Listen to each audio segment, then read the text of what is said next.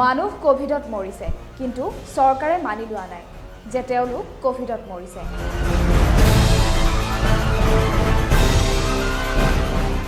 যোৱা 8 সেপ্টেম্বৰত ডিব্ৰুগড়ৰ এগৰাকী ব্যক্তি কোভিডত আক্ৰান্ত হৈ মৃত্যু হ'ল আনকি মেডিকেল ৰিপৰ্টত ব্যক্তিজন কোভিড বুলি স্পষ্টকৈ প্ৰকাশ কৰা হৈছে কিন্তু হিমন্ত বিশ্ব শৰ্মাই প্ৰকাশ কৰা কোভিড মৃতকৰ তালিকাৰ পৰা ব্যক্তিজনৰ নাম আঁতৰাই ৰখা হৈছে কিন্তু কিয়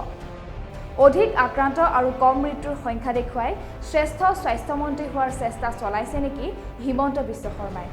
সুপ্ৰকাশ তালুকদাৰ নামৰ এজন ব্যক্তিয়ে ফেচবুকত আপলোড কৰিছে এখন মেডিকেল ৰিপৰ্ট অনুসৰি বিদ্যুৎ ৰক্ষিত নামৰ এগৰাকী কোভিড আক্ৰান্ত বিগত 25 আগষ্টত ভৰ্তি হৈছিল ডিব্ৰুগড় অসম চিকিৎসা মহাবিদ্যালয় হাস্পতালত চিকিৎসালয়ৰ কোভিড আইচিউৰ 8 নম্বৰ বিছনাত ভৰ্তি হোৱা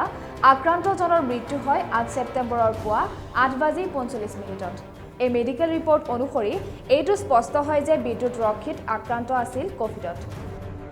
আন নালাগে মৃতকৰ জিয়াৰীয়ে পিপিই কিট পৰিধান কৰি পিতৃক শেষ সৎকাৰ কৰে বুলিও সুপ্ৰকাশ তালুকদাৰে উল্লেখ কৰে কিন্তু তাৰ পাছতো বিদ্যুৎ ৰক্ষিতৰ নাম সন্নিবিষ্ট নহল কোভিড মৃতকৰ চৰকাৰী তালিকাত এয়া চাওক মন্ত্ৰী হিমন্ত বিশ্ব শৰ্মাই ৰাজহুৱাকৈ প্ৰকাশ কৰা এই তালিকাখনত আছে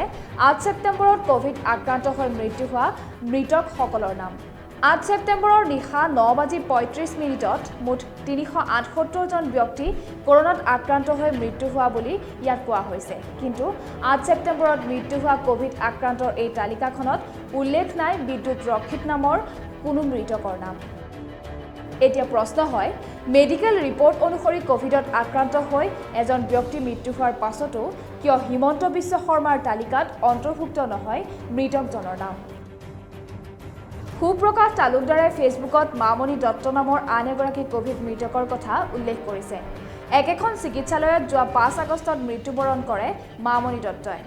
তেখেতৰ পুত্ৰই চৰকাৰে যোগান ধৰা পিপিই কিট পৰিধান কৰি শেষ সৎকাৰ কৰিছিল মাতৃক কিন্তু মামণি দত্তৰ নাম অন্তৰ্ভুক্ত হোৱা নাছিল চৰকাৰী তালিকাত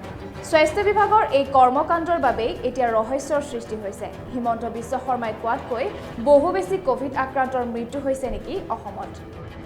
কোভিড মৃতকৰ প্ৰকৃত সংখ্যা লুকুৱাই ৰাখিছে নেকি বহুতে অভিযোগ অনাৰ দৰে অত্যাধিক কোভিড আক্ৰান্তৰ পাছতো খুব কম সংখ্যকেহে মৃত্যু হোৱা বুলি দেখুৱাই হিমন্ত বিশ্ব শৰ্মাই শ্ৰেষ্ঠ স্বাস্থ্যমন্ত্ৰী হিচাপে নিজকে প্ৰতিষ্ঠা কৰাৰ চেষ্টা চলাইছে নেকি